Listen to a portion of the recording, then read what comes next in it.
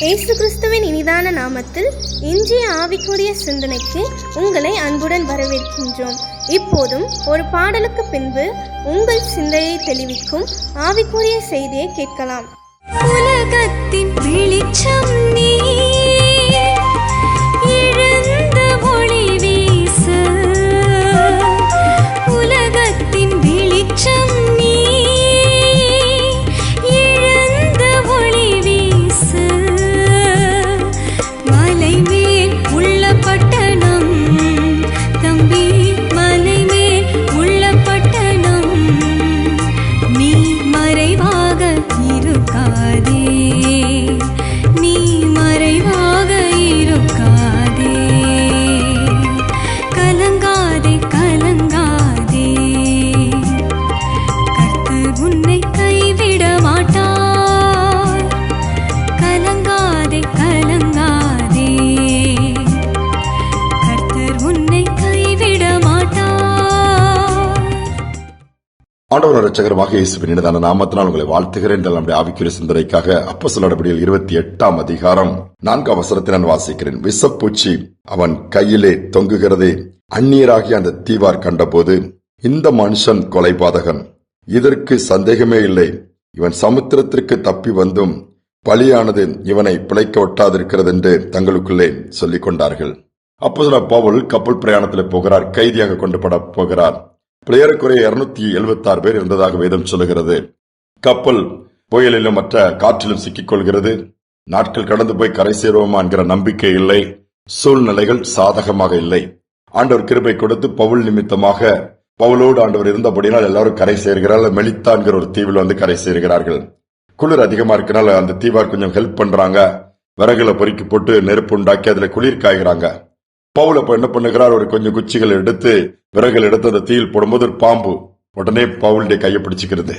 உடனே அந்த ஜனங்க பாக்குறாங்க, இவன் கொலைபாதகன், இவன் கப்பல் சேதத்துக்கு கடல்ல உள்ள பிரச்சனைக்கு அந்த ஆபத்துக்கு தப்பிங்க வந்தோம், இவனை உடலை பாருங்க ஆபத்து, பாம்பு கடிச்சிருச்சு, அவ்வளவுதான் செத்துருவான்னு சொல்லி எல்லாம் பார்த்துட்டு இருக்கிறாங்க.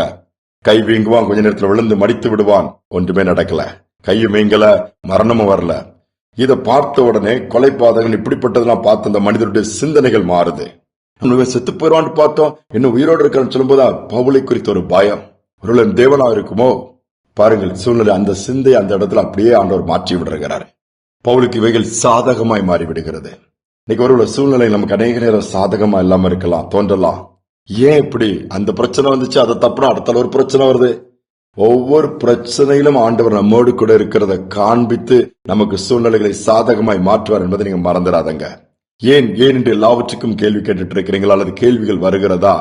சில காரியங்கள் கேள்விக்கு பதிலே வரலையா?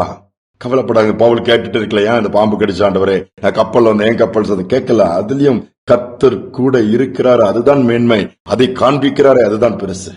செவிந்தியர் மத்தியில ஊழியம் செய்யும்படியாய் டேவிட் பெர்னான் என்கிற வாலிபனுக்குள்ள ஒரு பாரத்தை கர்த்தர் கொடுத்தார். பிரயாணப்பட்டார். நண்பர்கள்லாம் சொன்னாங்க, அங்க போகாத, அது கொடூரமான ஜனங்க, இயற்கை சூழ்நிலை சாதகமா இருக்காது, மறித்து விடுவாய். இல்லப்பா, ஆண்டவர் பாரத்தை கொடுக்கறான், கண்டிப்பா பொண்ணு போறார். அந்த கொடூரமான ஜனங்கள் பாக்குறாங்க வருகைய, தூரத்துல இருந்து வாட்ச் பண்ணிட்டே இருக்கிறாங்க. இவர் போய் ஒரு தள்ளி ஒரு குடிசை போடுறாரு, துணிகளால் மறைச்சு உள்ள போறாரு. இவங்க மெதுவா வந்து என்ன பண்றான்னு பார்த்தா அவர் முழங்கால் படிட்டு ஜோம் பண்றத பாக்குறாங்க. பார்த்துட்டு தூரத்துல இருக்கும்போது ஒரு பெரிய விஷப்பாம்பு உள்ள போகுது. உள்ள போன அந்த பாம்பு போன வேகம், அதனுடைய சைஸ் அதெல்லாம் பார்த்த உடனே இந்த மனுஷன் செத்தான், ஏதோ தப்பு பண்ணிருப்பான்னு நினைக்கிறேன், அந்த பாம்பு இவனை தாக்க போகுது அப்படின்னு சொல்லிட்டு அவங்க பார்த்துட்டு நின்றுட்டே இருக்கிறாங்க. போன வேகத்துல அந்த பாம்பு கொத்த போனது போல போச்சு. டக்குன்னு தலையை கீழே போட்டுச்சுது. ஒண்ணுமே பண்ண முடியாம பயந்து அந்த குடிசை விட்டு வெளியே வேகமா போயிடுச்சு. இந்த ஜனங்களுக்கு ஆச்சரியமாயிடுச்சு, என்னடா பாம்பு கூட இவ்வளவு வேகமா வந்தது, பயந்து இப்படி திரும்பி போகுத. உடனே தன்னுடைய கூட்ட தலைவன்கிட்ட போய் சொல்றான். அந்த கூட்டங்கள்லாம் சொல்லுது, இந்த மாதிரி ஒருத்தன் வந்திருக்கிறான், இந்த மாதிரி செய்யறான், இந்த மாதிரி போச்சுது, இதை பார்த்து பாம்பு கூட பயந்து போயிடுச்சுது, என்னன்னே தெரியல, நமக்கு ஒருமா பயமா இருக்குன்னு சொல்லிட்டு அந்த கூட்டத்தினருக்கு ஒரு பயத்தை உண்டாக்கிச்சது. அந்த கூட்டத்தின் தலைவனும் பயந்து விட்டான். அதே மாதிரி டேவிட் பெர்னான் மேல ஒரு மரியாதை வந்துருச்சு. டேவிட் பெர்னான் அவருக்கு என்ன நடந்ததுன்னு இதெல்லாம் தெரியவே தெரியாது. ஜெபித்து முடித்து விட்டு ஆயத்தமாக அந்த கூட்டத்தினரை சந்திக்க போகும்போது, ஆண்டோடைய வார்த்தை கொடுக்கணும் போகும்போது ஒரு வரவேற்பு. டேவிட் பெர்னானை பார்க்கும்போது ஒரு பயம், நீங்க எதை சொன்னாலும் நாங்க கேட்கிறோம், நீங்க ஏதோ ஒரு தேவ பிறவியை நாங்க பாக்குறோம்னு சொல்லி எல்லா ஜனங்களும் சரண்டர் ஆயிட்டாங்களாம். ஆண்டோட அன்பை சொல்ல அது ஏதுவா மாறிடுச்சு. யோசித்து பாருங்களேன், நாம நினைக்கிறோம், ஏன் ஆண்டவரை பாம்பு வந்துச்சு, ஏன் ஆண்டவரை இது வந்துச்சுட்டு பல காரியங்கள் நம்ம புலம்புகிறோம், பல காரியங்கள் அப்படித்தான் யோசிக்கிறோம். அப்படி அல்ல. நமக்கு சூழ்நிலைகளை சாதகமாய் மாற்ற நம்மோடு கூட கர்த்தர் இருக்கிறார் என்பதை காண்பிக்க இப்படிப்பட்ட பாதைகள் வரத்தான் செய்யும். தேவன் அனுமதிப்பார். அதிலும் தேவனை சார்ந்து கொள்வோம் என்று சொன்னால் இதுவே நமக்கு ஆசீர்வாதமாய் நன்மையா மாறிவிடும். இன்னைக்கு சூழ்நிலை சாதகமா இல்லையா, இல்ல விரோதமா காரியங்கள் தொடர்ந்து நடந்துட்டே இருக்குங்கிறீங்களா? கர்த்தர் கூட இருக்கிறாரு, மற்றவர்களுக்கு காண்பிப்பார். அதன் மூலமா ஆண்டுடைய நாமம் மகிமைப்படும். நமக்கு வேண்டிய ரெஸ்பெக்ட், மரியாதையும் மற்ற காரியங்களையும் கர்த்தர் ஏற்படுத்தி கொடுப்பார். ஜெபிப்போம். அன்பின் தகப்பனே, இந்த புதிய நாளின் காலை நேரத்தில் நம்முடைய சமூகத்தில் நாங்கள் வந்திருக்கிறோம்ப்பா. அநேக நேரம் நாங்கள் கடந்து போற பாதைகள் இல்ல, ஆபத்துகள், விபத்துகள், எதிர்பாராத பலவீனங்கள், சோதனைகள் வரும்போது சோர்ந்து போய் விடுகிறோம்.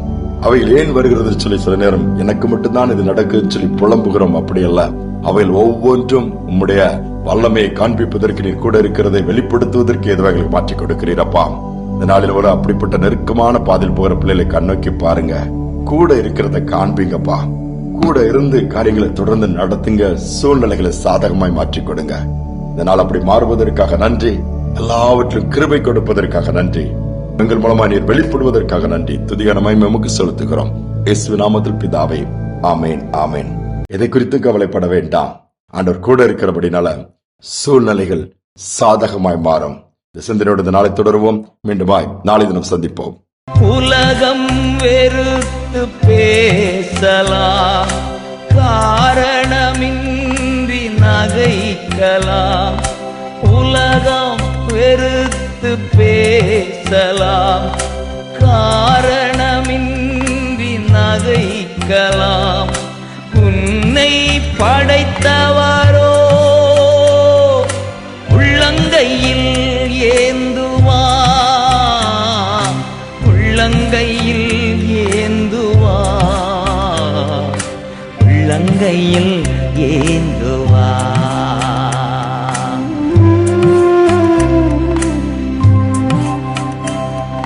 கலங்காதே மகனே, கலங்காதே மகளே,